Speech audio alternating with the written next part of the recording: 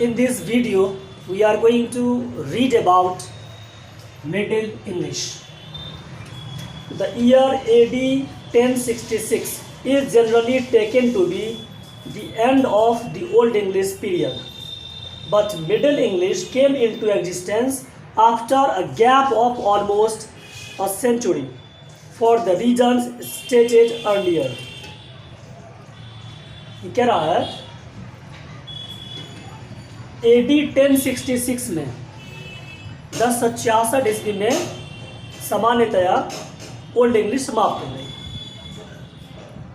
लेकिन जो middle English है वो उसके तुरंत बाद नहीं आया, उसके बीच में गैप है और वो गैप लगभग 1 सेंचुरी का है, 100 साल का।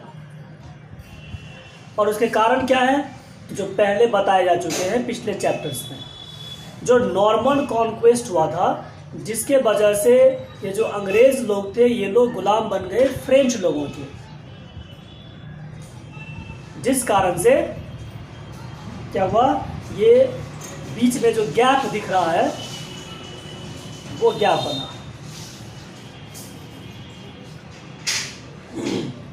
Thus Middle English period is accepted to be from AD 1150 to 1500। तो ये जो मिडिल इंग्लिश है इसका पीरियड कब से कब तक है? AD 1150 से लेकर AD 1500 तक, 1150 ईस्वी से 1500 ईस्वी तक। 1066 में क्या हुआ था? ओल्ड इंग्लिश समाप्त हुआ और मिडिल इंग्लिश शुरू कब हुई? AD 1150 में। तो बीच में क्या है? लंबा चौड़ा गैप है। At each end there is a period of transition when the language seems to be in a state of flux। हर एक एंड पर, 2 एंड हमें यहाँ पे दिख रहा है, एक एंड है AD 1150 और दूसरा एंड है 1500। तो ये दोनों एंड पर, ये दोनों ये जो AD दिया हुआ है इस पर क्या हुआ, एक पीरियड ऑफ ट्रांजिशन था, बदलाव का पीरियड था, बदलाव का समय था। जब language in a state of flux था, मीन्स कंटिन्यूअसली कुछ ना कुछ उसमें बदलाव हो रही थी। अगर कोई चीज़ इन अ स्टेट ऑफ फ्लक्स होता है इसका मतलब होता है कि उसमें लगातार चेंजेज आ रहे हैं, लगातार बदलाव आ रहे हैं।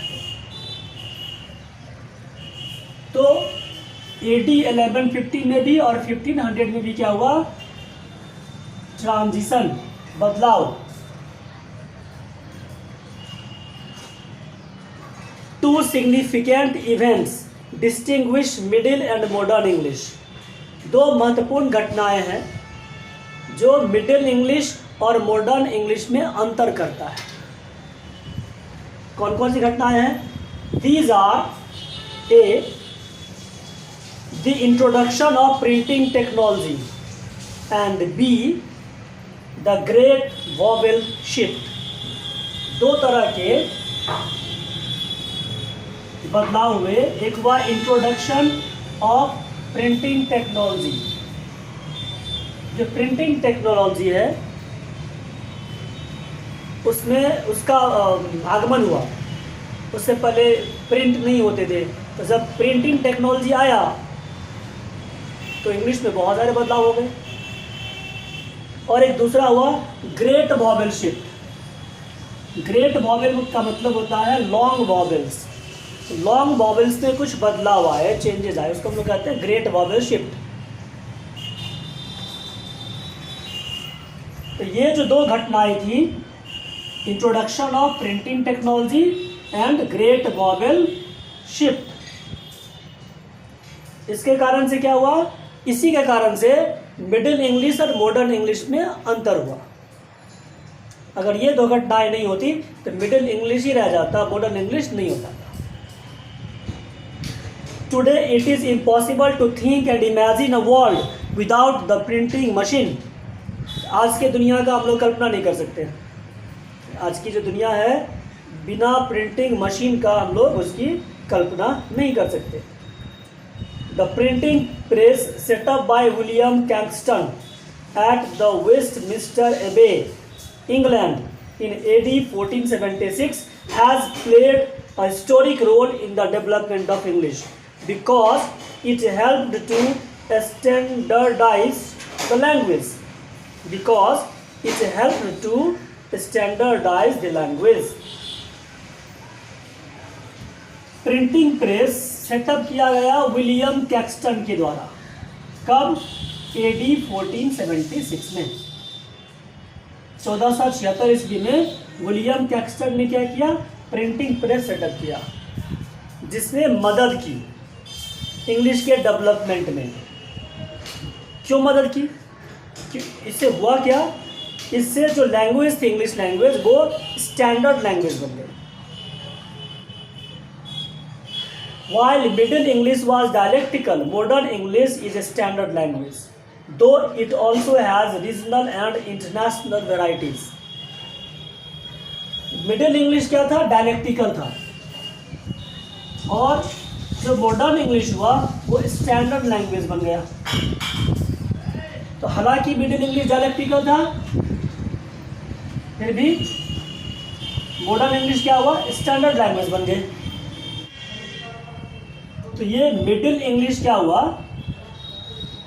जो डायलेक्टिकल था वो स्टैंडर्ड लैंग्वेज बन गया मॉडर्न इंग्लिश में आकर। लेकिन कह रहा है कि कुछ रीजनल और इंटरनेशनल वेराइटीज भी हैं।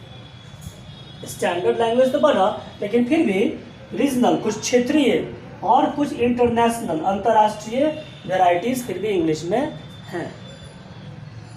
The other major linguistic change, known as the Great Babel Shift, involved a series of changes in the pronunciation of the English long vowels. जो दूसरा जो लिंग्विस्टिक चेंज हुआ, भाषा में जो बदलाव हुए, वह ग्रेट बॉबल शिफ्ट के नाम से जाना जाता है। और ये था क्या? A series of changes in the pronunciation of the English long vowels. जो इंग्लिश लॉन्ग वॉवेल्स है उसके उच्चारण में बहुत सारे बदलाव हुए, series of changes. The changes began in about AD 1400 and were fully established by the end of the middle period. 1400 ईस्वी में ये चेंजेस होने शुरू हुए, और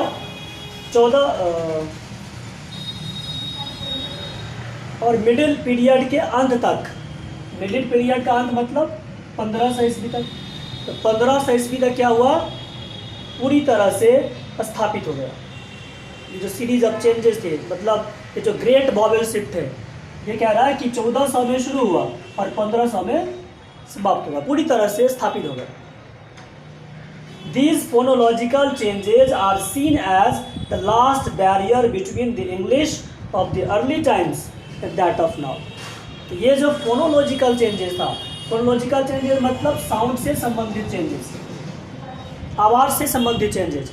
तो ये जो फोनोलॉजिकल चेंजेस थे, यह एक अंतिम बैरियर था, बाधा, अवरोध। बैरियर मीन्स बाधा, अवरोध। मिडिल इंग्लिश से मॉडर्न इंग्लिश बनने के रास्ते में जो बैरियर था लास्ट, वो यही था, जिसे हम लोग ग्रेट बॉबल शिफ्ट के नाम से जानते हैं। ये बाधा भी पार हो गई, ग्रेट बॉबल शिफ्ट हुआ, ये लास्ट बैरियर भी टूट गया, और ये जो मिडिल इंग्लिश था वो मॉडर्न इंग्लिश बन गया। इस वीडियो में इतना ही। इसके अगले पार्ट में हम लोग डायलेक्ट्स ऑफ मिडिल इंग्लिश के बारे में पढ़ेंगे। तब तक के लिए बाय, थैंक यू।